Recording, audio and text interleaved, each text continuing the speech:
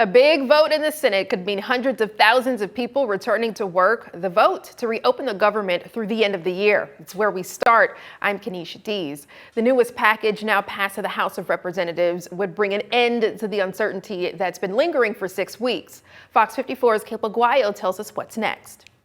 The federal government could be reopening this week after a key Senate vote Sunday night approved a package that would fund the government through January 30th. Now it's up to the House of Representatives to get it open again. That vote is expected to take place on Wednesday, and representatives from across the country are already making their way back to Washington, D.C. after a notice from House Majority Leader Mike Johnson on Monday. The package is giving new funding to the legislative branch and security measures for Congress, as well as reversing federal firings during the shutdown. But it doesn't guarantee an extension of Affordable Care Act subsidies, which has been pushed to a vote in December. It'll be the first House vote since September 19th, just days before the shutdown started. If the House passes the package, it will need to pass President Trump's desk before the government officially reopens. And the prospect of returning to work has local federal workers and contractors on the edge of their seats after a month of failed votes. The shutdown has affected their paychecks, threatened to cut federal payment for some contractors, and halted federal subsidies like SNAP benefits for millions of Americans. U.S. Representative Dale Strong will be a part of that vote on Wednesday, and he says he's hopeful that people will be returning to work soon. We're glad to get the federal workers back to work. I think that it will happen next week, but again, many of those have been working all through this process. Strong says it's been a long-fought battle to get the government reopened, and Wednesday may just make the difference. In the meantime, federal workers and contractors are saying they just want some stability. In Huntsville, I'm Caleb Aguayo, Fox 54 News. It's still unclear just when federal workers might get back pay from the shutdown. Representative Strong says if the House passes the funding package, he's hopeful it will come out soon after the vote. He says the only ones not getting back pay are contractors who lost their funding during the shutdown. Other Alabama leaders are weighing in, including Congressman Robert Aderholt, who shared his thoughts in a post on X saying, quote, "I commend the 8 Senate Democrats who did the right thing and have allowed a vote to proceed that should reopen the government later this week. It's long overdue," end quote. Well, back here in Huntsville, another beautiful view of the sky this Veterans Day. At this picture, we can see some of the sun rays beaming down. Definitely a good day to be out and about and observing Veterans Day. I'm joined now by Fox 54 Weather Impact Chief Meteorologist Jordan Dressman. Jordan, a repeat of much cooler air today. How's the rest of tonight?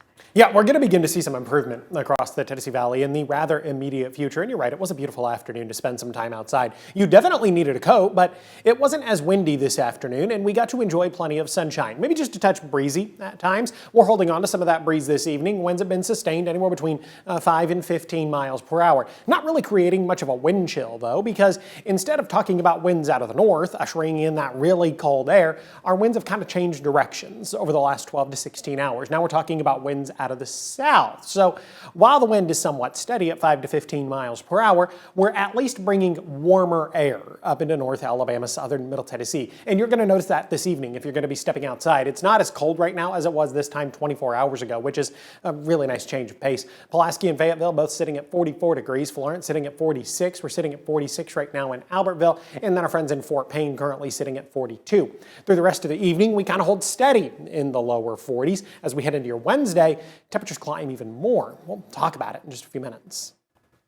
Thank you, Jordan. A Bolton man is behind bars after investigators say DNA evidence linked him to a sexual assault reported more than a year ago. Court records show Lee Everett Warren accused of attacking a woman at his home on County Road 508 in September of last year. Investigators say the victim was held for hours and suffered a broken nose before escaping when Warren fell asleep. A DNA test from a sexual assault exam later matched Warren, according to a report investigators received last month. He's charged with rape and interference with a domestic violence emergency. Owens Cross Roads officials are calling a special city council meeting Thursday to discuss the Pathway facility. The meeting comes after 6 girls escaped from the facility Friday night, adding the ongoing concerns about security and oversight. The facility has faced months of controversy. Earlier this year, the city council voted not to renew its business license after a September 2024 riot last year and multiple escapes. The license was later reinstated in August, but only under strict conditions, including security fencing and limiting residents to low or moderate care levels. The meeting will be held at 3 p.m. at the Owens Crossroads City Hall chambers. Families across North Alabama got extra help this Veterans Day, and the need was clear. The Food Bank of North Alabama and Wangena Way teamed up and held a drive-through, two of those drive-through food distributions today. One at Milton Frank Stadium in Huntsville and one at Toyota Field in Madison. The drive at Milton Frank served almost 1,000 families, and the Madison site served around 300. Families received bags with non-perishables like beans and pasta and some fresh items like milk. The CEO says today was about continuing to give to the community. Trying to serve people who are impacted by the government shutdown, whether it's someone who's been furloughed, someone who's had their job changed, or someone who hasn't received their benefits this month. So it's a little bit of everyone who's come through the line today. Schofield says though there is some movement on opening the government, it will still take time for the community to get back on its feet. The food bank plans to continue doing these food distributions in the coming weeks, including one on Saturday.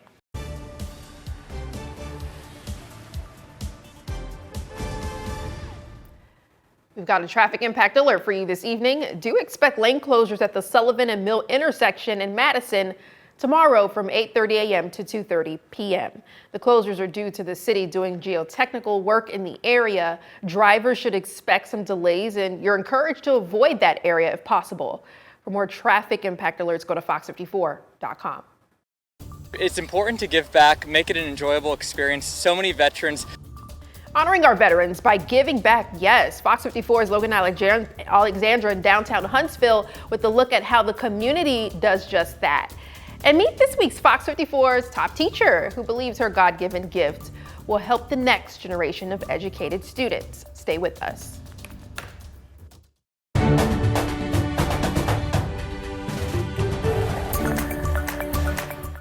In Huntsville, the city honored the men and women who serve our nation in uniform. Veterans Day is a significant event here in the Rocket City, which is home to thousands of active military and veterans. Fox 54's Logan Alexander Russell was there for the city's parade this morning. Crowds showed their love and appreciation to those who serve our country at the annual Huntsville Veterans Day Parade. The parade started at 11:11 this morning near the Huntsville-Madison County Veterans Memorial and had over 150 entries. The weather was cold, but that didn't stop hundreds of people from lining the streets to thank our nation's heroes. Participants walked and danced down the route while others waved from floats. Elected officials, military personnel, car groups, and first responders also joined today's celebration. Families enjoyed music from high school and college marching bands and performances from various other groups. One woman in the crowd says her husband is a retired veteran and her son is actively serving. She says parades like the one today mean so much to them. They serve because they love their country and the freedoms that it provides us. They are just proud to be an American. They want to offer the next generations the opportunities that we've had. The event came at the end of Huntsville's annual Veterans Week, which honors those who have donned a uniform. One group today served to show their support. Hatch, a nonprofit organization aimed at youth empowerment, grilled and handed out free hot dogs to those at the parade. The co-founder says they were able to give out over 1,000 hot dogs to bystanders and participants in the parade. It's important to give back, make it an enjoyable experience. So many veterans treat this day as a day to remember and a day to come out and be with the community. So to have a warm hot dog, especially when it was 20 degrees this morning, really goes a long way. Coyne says all the leftover hot dogs are going to shelters in the area. From Huntsville, Logan Alexandra Russell, Fox 54 News. Yeah, Logan, it seemed to be a pretty good turnout today. Yes, there were a lot of people out there today. I mean, and everyone had like their little American flags and were lining the streets, and there was a lot of great performances as well. Yeah, and from what I understand, this is a part of Huntsville's annual Veterans Week, I think? Yes, so today was basically like the grand finale. They had a veterans breakfast and a veterans dinner earlier in the week, and then today was the parade. Yeah, it just seems like this community is very focused on making sure we take care of our veterans. I mean, we have so many organizations, you could just list them off, but it was so good seeing people come together on today to honor them. And I do like the fact that whatever is left over from that veterans event, the hot dogs, that they're going to give that to people who need it, because there's a lot of hungry folks. They had thousands of hot dogs still left over, so they said that it was going to go to local shelters, and you know, they'll continue to serve. Awesome. Thank you so much, Logan. Yes. We also hear from Senator Tommy Tuberville about a special veteran in our area. Here's a listen. Our state is home to nearly 500,000 veterans, including America's oldest living Marine and World War II veteran, my friend, Mr. Roy Drinkard of Cullman, Alabama. I was proud to be with Roy earlier this year as he celebrated his 105th birthday. He is still going strong with no signs of slowing down. Special salute to Mr. Drinkard today in honor of Veterans Day. As you just heard there, Senator Tommy Tuberville recognized Mr. Drinkard, a Coleman man and World War II veteran, as the oldest living Marine. Drinkard, who celebrated his 105th birthday this past July, has also been honored by Congressman Robert Adderholt with a flag flown over the U.S. Capitol and a tribute added to the congressional record. Saturday, runners and walkers will gather at UAH to honor fallen and injured first responders and military heroes. The Huntsville chapter of the Tunnel to Towers Foundation is hosting a 5K run and walk inspired by the Tunnel to Towers 5K in NYC to bring the community together for a cause. The race starts at 9 in front of the Alabama Credit Union on John Wright Drive. The event is open to the public, but registration is required. Coming up next, this Fox 54's top teacher is loved by those who know her, and I'm excited to introduce her too. We take you to Oakwood Adventist Academy. Stay with us. And Jordan, are we in for a cool and quiet night? Yeah, definitely, but at least it's not going to be as cool as we have been over the last couple of nights. Real improvement in the immediate future. We'll talk about it in just a couple of minutes.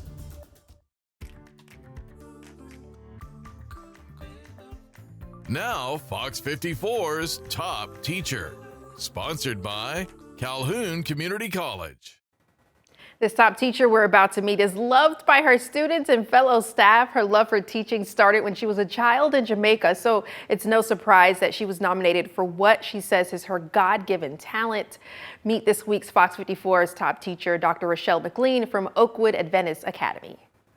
Welcome to I enjoy what I do. This doesn't even feel like a job. Dr. Rochelle McLean's I've always wanted to be a teacher. I mean, this is just a gift that God has given me. 5th grade class. My dad was a teacher. I was born in Jamaica, and I would play school. McLean is now at Oakwood Adventist Academy doing what she loves. Well, right now we're using an app called Novel Effect. What's better than a little hydration? And when they return, it's an app where you can read, and the app shows music to the reading, so it brings literacy to life. She's been at the school for 5 years and likes to integrate those interactive tools to teach. I love technology. That my master's was in integrating technology, so I like to bring technology into the classroom.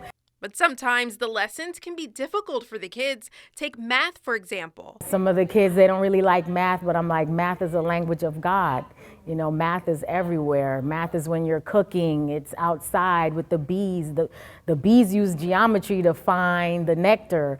God is everywhere. Vice Principal Laureen Garnett says McLean is deserving of this award because of her dedication and kind demeanor. It is a wonderful honor, especially someone like Dr. McLean, who is a quiet force. You'll never hear her yell.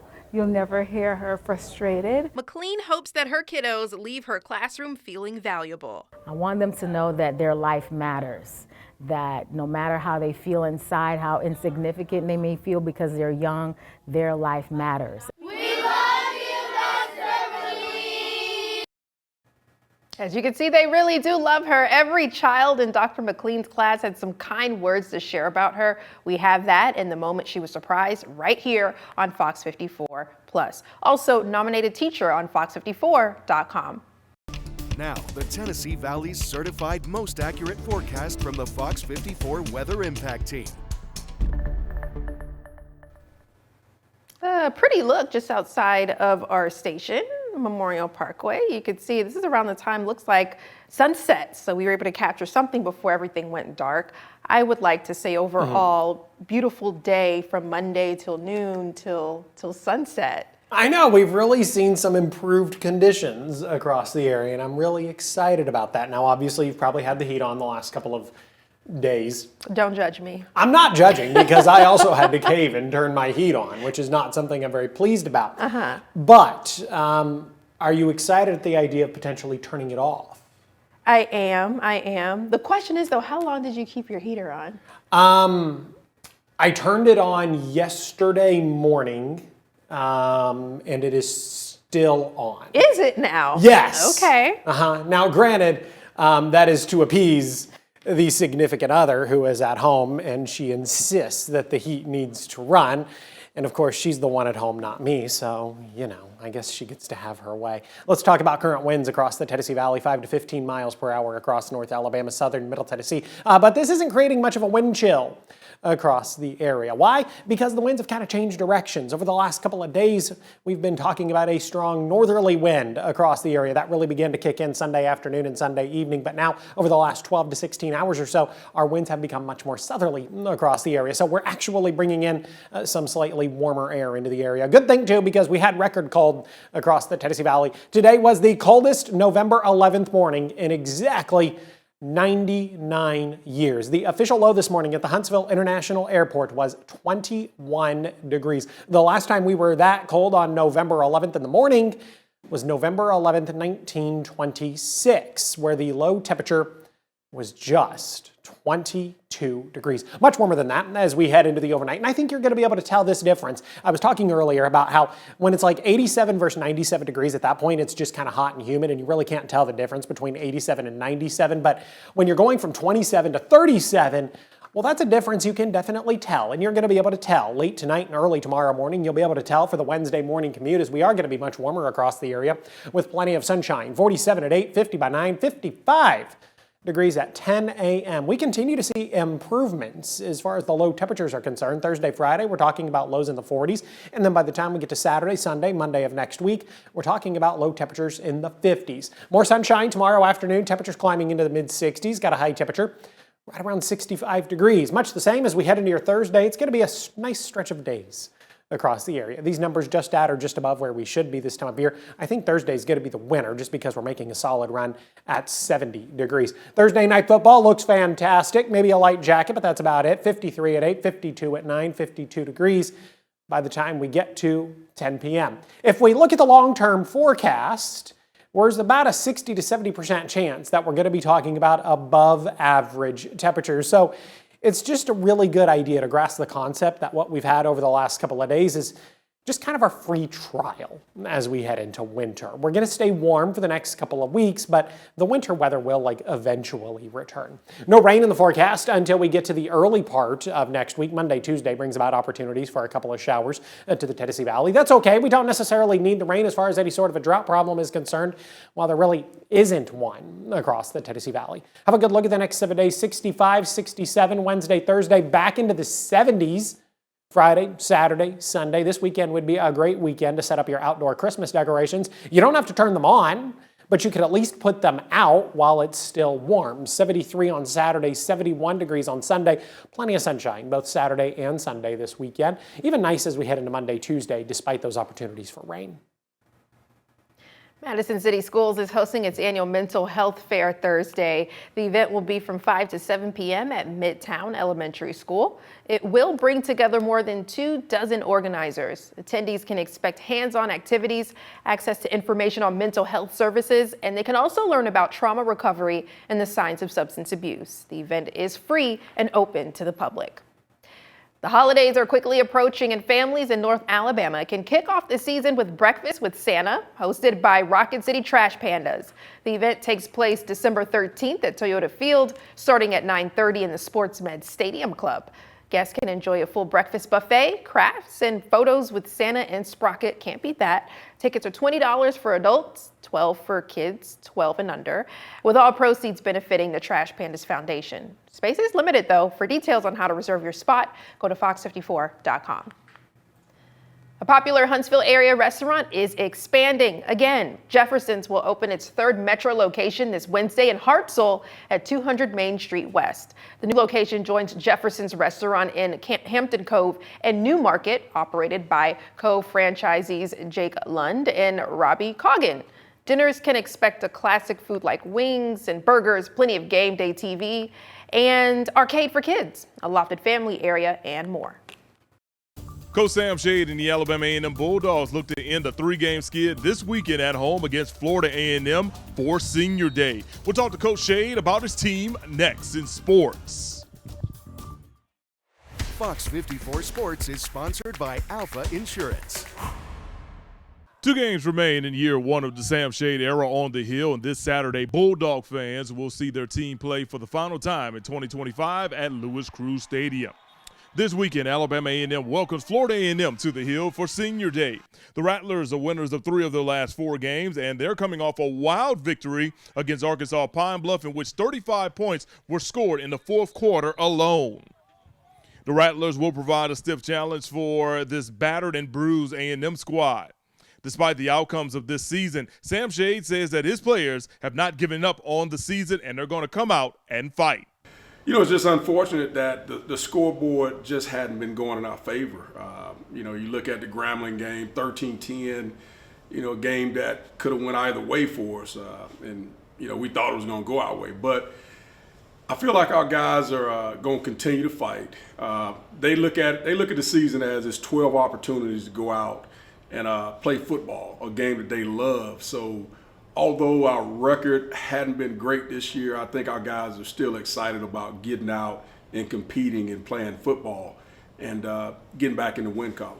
Coach Shade and his Bulldogs will try to end that 3-game skid this Saturday on the Hill against the Rattlers. Kickoff is set for 2 p.m. You can stream the game live on SWAC TV. Sticking with football, the NFL has suspended Deron Payne for 1 game for punching another player. The former Alabama standout punched Amon-Ra St. Brown during a loss to the Detroit Lions on Sunday. Along with the suspension, Payne will also not receive a paycheck next week. That does for sports on Fox 54. I'm Mo Carter. Coming up tonight at 9 on Fox 54 News, the federal government could reopen this week after the Senate approved funding Sunday night. Now it's up to the House to vote and get workers back on the job. Fox 54's Kate Aguayo tells us more. We'll have more on Veterans Day celebrations across the Tennessee Valley, and our Fox 54's Valentina Chalala will have one special story of a local veteran. More than 9,000 flights have been canceled nationwide. Even with the potential government reopening, airport delays and cancellations are expected. We'll have this story and more for you tonight at 9.